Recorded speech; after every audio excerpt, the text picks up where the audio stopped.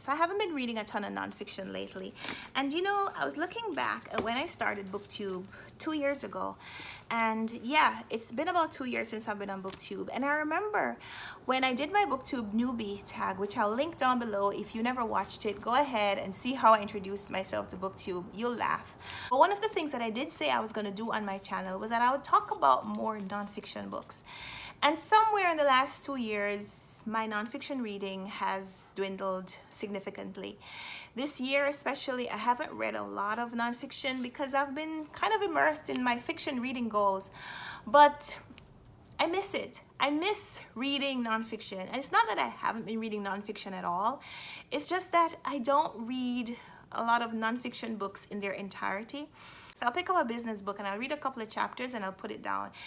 And so it won't appear in my wrap-up, so it looks like I haven't been reading any nonfiction at all. But I have.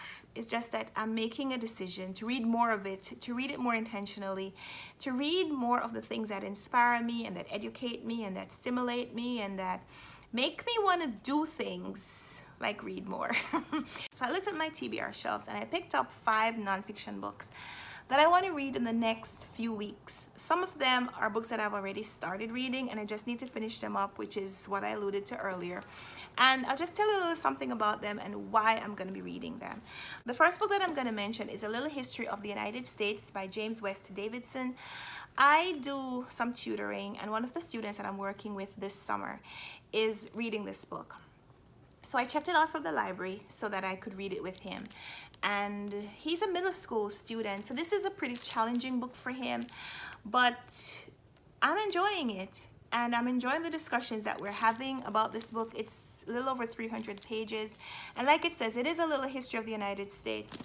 Not to be confused with the People's History of the United States, which I got as a Christmas present a 1.5 years ago and still haven't read. It's still in pristine condition. So I haven't gotten to this giant, almost 700-page book yet, but I'm starting with this one, which is pretty similar. It starts with the exploration of the Americas by Columbus and Balboa and Zheng and all the explorers who came from Europe and Asia to the Americas, and how that exploration changed the Americas and what the after effects were. So while it talks about the ruination of the Arawaks and the Tainos and the Caribs and the change in natural resources that came about with the change in occupation, but it then leads to the story of the founding of the United States. And while the book does say in the title that it's talking about the history of the United States, it does challenge the reader as you go forward to think about your own place in history and how what you are doing right now is going to be remembered by people who come after you.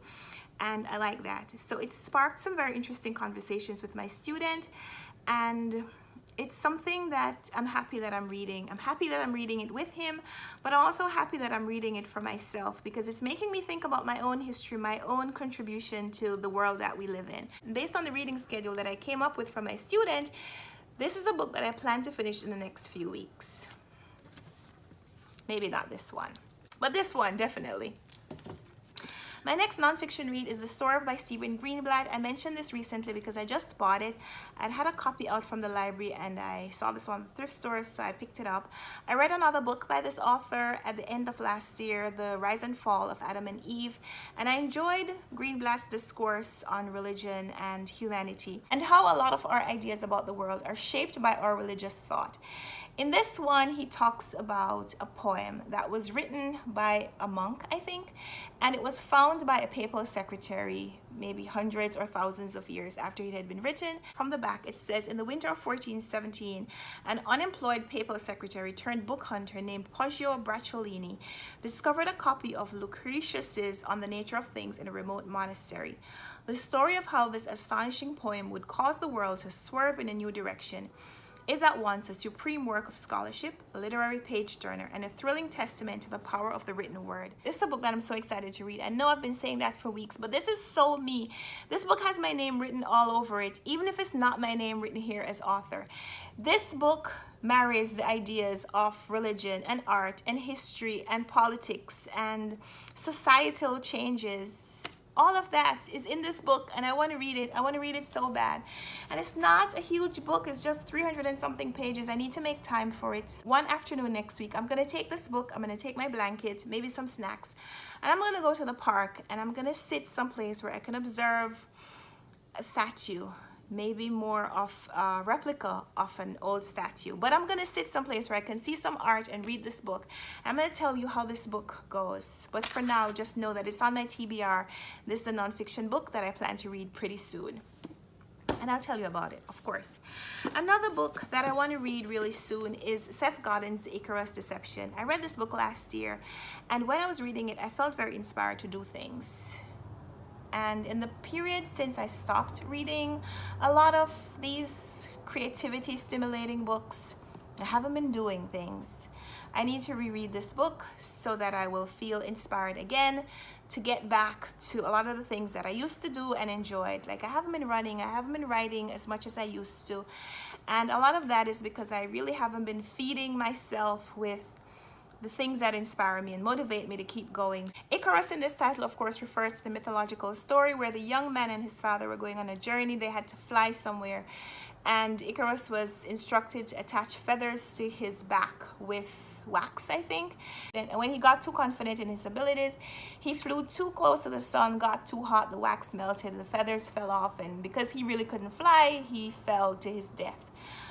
Seth Godin in this book is telling us not to be so afraid, not to allow that better to be safe than sorry adage to ring true in your lives. Sometimes it's better to be sorry than safe. It's better sometimes to try and fail than never to have tried at all. And so this is a book. These are some lessons. These are some inspirational words that I use when I just need to push myself to do more, to do things faster, to do more things faster.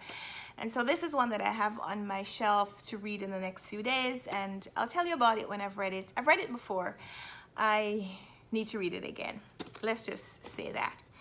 Another book that I need to finish is The Wounded Healer by Henry J.M. Nouwen. It's subtitled Ministry in Contemporary Society. In our own woundedness, we can become a source of life for others. I received this one from my pastor actually a few months ago now.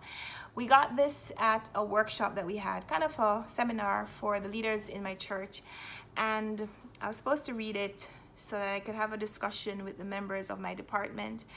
And I read maybe one chapter and I didn't finish, and it's so small. This is a book that I should be able to read in an afternoon. So I'm going to take it with me and read it sometime this weekend. That's the plan. That's the goal. Another book, book number 5 on my nonfiction list, is a book that I try to read at least a part of it each year. And that is 7 Habits of Highly Effective People. That's by Covey. I got this copy from my friend last year. She heard that I wanted to read it, or that I was reading it. That I had a copy from the library, and I was looking for a good copy, and so she got me a good copy. This is the hardcover, and so far I haven't put any notes in this one, so I need to read it so I can put notes in it. It even has a card. It says, "For Karen, just because." I mean, how cool is that? In her card she says, "Dear Karen, thank you for sharing your highs and challenges. Thank you for being honest, open, and willing to receive. Thank you for reaching out and reconnecting. Thank you for thinking about me and for praying for me. Thank you for being the wonderful you." That note came with this book. And so this is a book that I need to read ASAP. Reread. I've read it before. The 7 Habits of Highly Effective People. It talks about the practices, the habits that you really need to develop and practice every single day, so that you can be effective at whatever it is that you like to do, want to be more successful at. Be effective at doing the things that make you succeed in whatever your chosen path. And I've read it before, need to reread it. So these are the 5 books that are on my sites pretty soon. 7 Habits of Highly Effective People, The Wounded Healer, The Icarus Deception, The Swerve, and and a little history of the United States. So these are the 5 nonfiction books that you'll be hearing from me about pretty soon again.